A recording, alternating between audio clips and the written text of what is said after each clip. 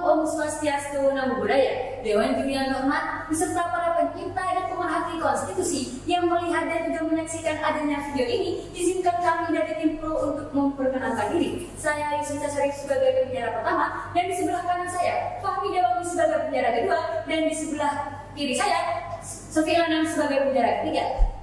Dewan Juri yang terhormat, munculnya masih perdebatan kali ini berawal dari ditundanya pelaksanaan Pilkada 2020 yang pada akhirnya akan dilaksanakan pada tanggal 9 Desember 2020 yang berasal dari adanya Perpu nomor 1 tahun 2020, adanya penyebaran COVID-19 yang dinyatakan oleh Organisasi Kesehatan Dunia World Health Organization sebagai pandemi pada sebagian besar negara-negara di seluruh dunia termasuk di Indonesia.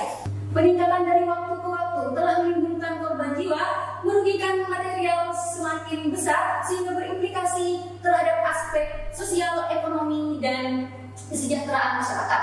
Secara definitif, pemilihan kepala daerah adalah sarana bagi setiap warga negara untuk mewujudkan hak konstitusionalnya. Sedangkan normal adalah suatu keadaan yang baru setelah adanya pandemi. Dewan Juri yang terhormat, keberpihakan kami terhadap mosi perdebatan kali ini berdasarkan filosofi konstruk Pancasila pada sila keempat, yakni kerakyatan yang dipimpin oleh hikmat kebijaksanaan dalam permusyawaratan dan perwakilan. Apabila merujuk pada konstitusi pada pasal 18 ayat 4 Undang-Undang Dasar 1945 yang pada intinya menentukan gubernur, bupati, dan wali kota sebagai masing-masing kepala pemerintah daerah provinsi, kabupaten, dan kota dipilih secara demokratis.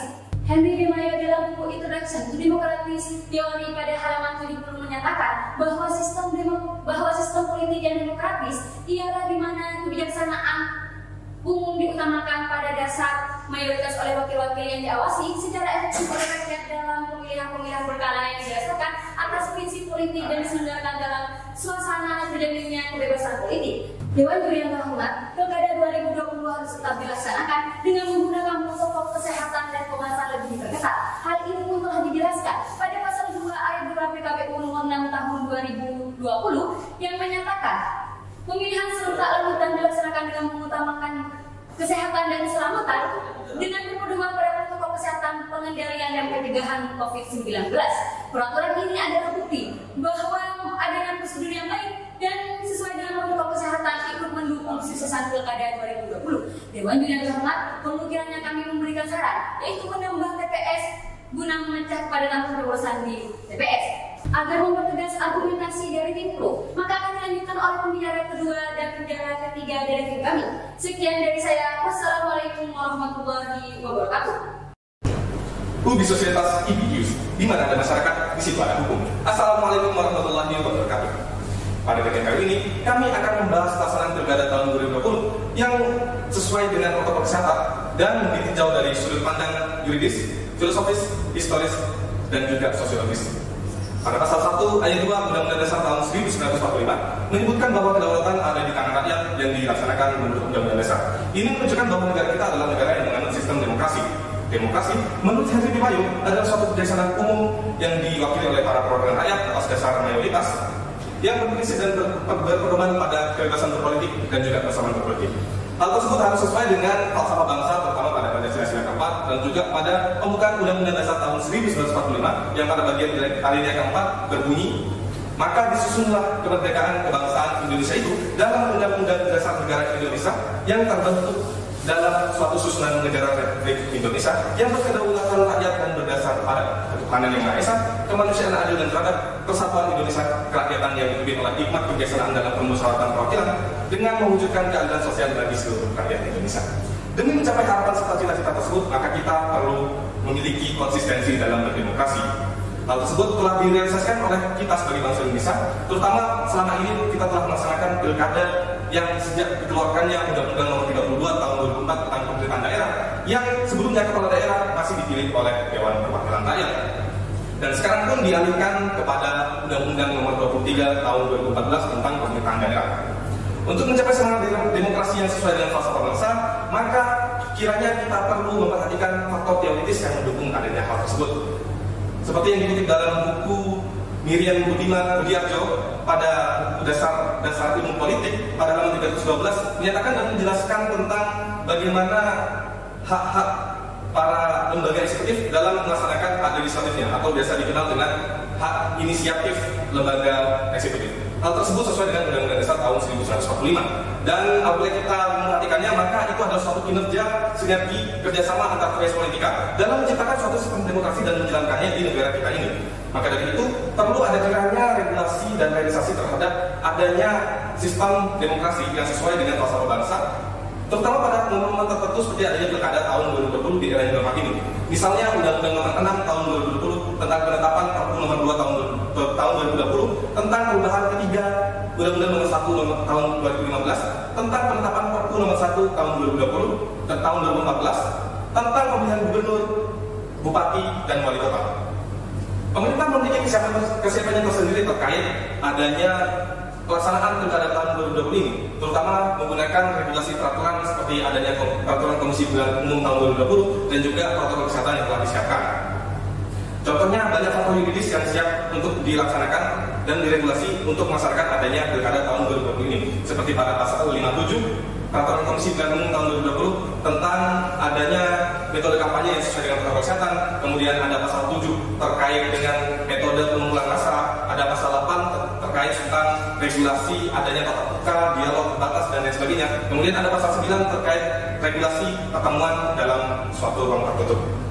Hal tersebut merupakan suatu optimisme yang harus ditanamkan terhadap masyarakat dan bukan hanya terhadap pemerintah saja. Maka dari itu, Dewan Juri yang terhormat, agar pilkada 2020 ini yang terutama metodenya masih seperti pilkada serentak tahun sebelumnya, hanya saja dengan protokol kesehatan dan sebagainya, harus diimbangi dengan kepercayaan masyarakat terhadap pemerintah. Hal tersebut telah diregulasi aturannya di Peraturan Komisi 96 tahun 2020, yaitu pada pasal 8 dan pasal 85 terkait edukasi, pendidikan pemilu, pendidikan pilkada, pendidikan sosialisasi tentang pilkada dan lain sebagainya. Dewan Juri yang terhormat, agar mengurangi rasa keresahan masyarakat dan juga menambah wawasan terkait adanya pilkada tahun 2020 ini, kami akan memberikan solusi berupa memberikan saran agar pemerintah membuat suatu program yang isinya adalah ajakan terhadap masyarakat, khalayak umum, pelajar dan sebagainya untuk mengupload suatu slot yang isinya adalah terkait wawasan terkait pilkada tahun 2020 dan regulasinya dengan hashtag anti corona club pilkada sehat corona gitu. Sekian dari saya sebagai bicara kedua. Wassalamualaikum warahmatullahi wabarakatuh. Salam populis Malaysia. Makmuran dan kesehatan rakyat adalah hukum yang tinggi pada sebuah. Assalamualaikum warahmatullahi wabarakatuh. Salam sejahtera bagi kita semua. Shalom, Om Swastiastu, Namo Buddhaya. Pada bagian ini kami akan membahas fungsi pendekatan kami dari segi realitas yang terjadi di masyarakat atau dari segi sosiologis. Perlu diketahui bersama. Seperti yang telah dilansir di dalam website resmi Kemendagri.id, Menteri Dalam Negeri Bapak Tito Karnavian menjelaskan bahwa tidak ada yang mampu memprediksi kapan akan berakhirnya pandemi COVID-19. Mengingat sejauh ini vaksin yang direncanakan oleh pemerintah masih belum diproduksi secara massal. Bapak Tito Karnavian juga menuturkan bahwa jika pilkada serentak akan ditunda, maka daerah akan melaksanakan pilkada serentak akan digantikan oleh pelaksana tugas yang notabene tidak memiliki kewenangan yang penuh. Hal ini dikhawatirkan pelaksana tugas tidak dapat memberikan kebijakan secara maksimal dan menangani suatu daerah secara maksimal. Sesuai dengan aspek yuridis yang ada pada Undang-Undang Nomor 22 tahun 2014, pasal 4 ayat 1 yang menyebutkan bahwa pilkada serentak sejatinya berlangsung selama 5 tahun sekali. Hal inilah yang menjadikan alasan bahwa pemerintah harus mampu memberikan kewenangan politik masyarakat melalui pilkada serentak 2020 di era yang ini. Urgensitasnya politik itulah yang perlu kita ketahui bersama. Namun hal tersebut tidak sejalan dengan masyarakat yang memandang bahwa dilaksanakannya pilkada serentak 2020 di era yang ini akan dimanfaatkan oleh beberapa pihak. Perlu kita ketahui bersama pula, dilaksanakannya pilkada serentak 2020 dilakukan dengan berbagai protokol kesehatan. Sesuai dengan apa yang telah disampaikan oleh pembicara pertama, bahwa pilkada serentak 2020 dilandasi oleh peraturan KPU Nomor 6 tahun 2020 pasal 2 ayat 2 yang menyebutkan bahwa pilkada serentak melalui mekanisme yang mengedepankan prinsip kesehatan dan keselamatan yang berpedoman pada protokol kesehatan, pencegahan dan pengendalian COVID-19.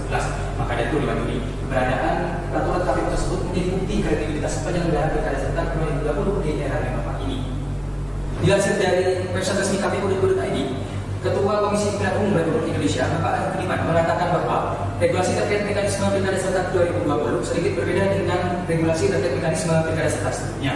Regulasi tersebut diatur lebih lanjut di dalam peraturan KPU Nomor 6 tahun 2020, di antaranya seperti mengatur antrian dengan menjaga jarak, pengecekan suhu, penyediaan sarana mencuci tangan, memberikan sarung tangan sekali pakai, membatasi petugas di pemungutan suara, serta dilansir dari website resmi kpu.id, Ketua Komisi Pemilihan Umum Republik Indonesia, Bapak Arif Budiman, mengatakan bahwa regulasi terkait mekanisme pilkada serentak 2020 sedikit berbeda dengan pilkada serentak sebelumnya. Regulasi terkait mekanisme tersebut diatur lebih lanjut di dalam peraturan KPU nomor 6 tahun 2020. Di antaranya seperti mengatur aturan dengan penjaga jarak, pengecekan suhu, penyediaan sarana pencuci tangan, memberikan sarung tangan sekali pakai kepada pemilih, membatasi petugas dilansir dari website resmi kpu.go.id, Ketua Komisi Pemilihan Umum Republik Indonesia Bapak Arief Budiman mengatakan bahwa regulasi terkait mekanisme pilkada serentak 2020 sedikit berbeda dengan regulasi terkait mekanisme pilkada serentak sebelumnya. Mekanisme tersebut diatur lebih lanjut di dalam peraturan KPU nomor 6 tahun 2020, di antaranya seperti mengatur aturan dengan menjaga jarak, pengecekan suhu, penyediaan sarana mencuci tangan, memberikan sarung tangan sekali pakai kepada pemilih, membatasi petugas pemungutan suara, serta melibatkan personel di bidang kesehatan atau tim gugus percepatan atau tim di gugus tugas percepatan penanganan COVID-19.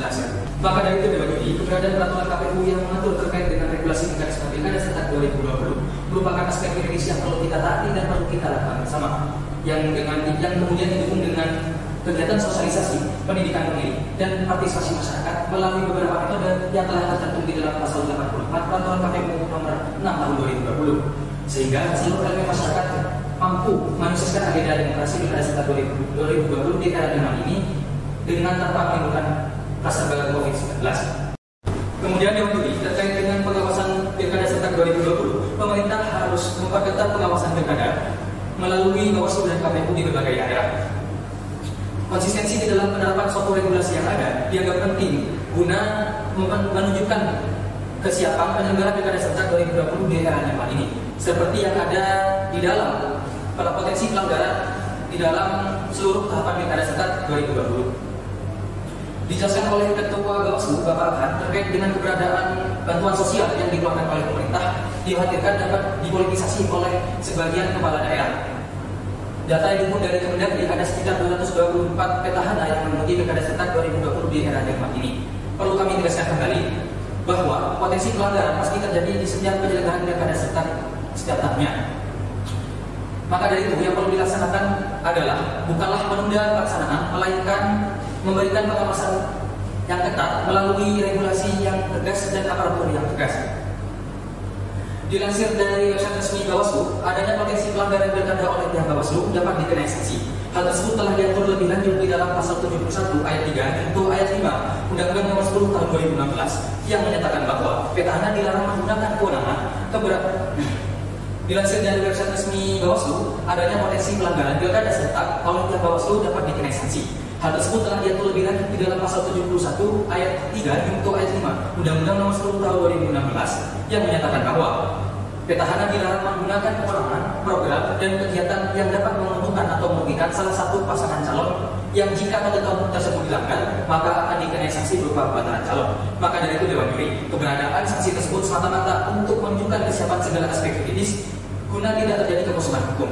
Dari berbagai argumentasi yang kami sebutkan, kami menawarkan dua solusi. Yang pertama adalah membentuk tim edukasi atau tim sosialisasi pilkada serentak 2020 di berbagai daerah guna mensosialisasikan regulasi mekanisme pilkada serentak 2020 di era yang ini. Yang kedua adalah bekerjasama dengan seluruh elemen masyarakat guna mematuhi yang kedua adalah bekerjasama dengan berbagai protokol. Yang kedua adalah bekerjasama dengan berbagai elemen masyarakat guna mematuhi protokol kesehatan yang telah diatur. Sekian dari saya, Bicara 3. Wassalamualaikum warahmatullahi wabarakatuh. Untuk mengoptimiskan masyarakat dalam pelaksanaan pilkada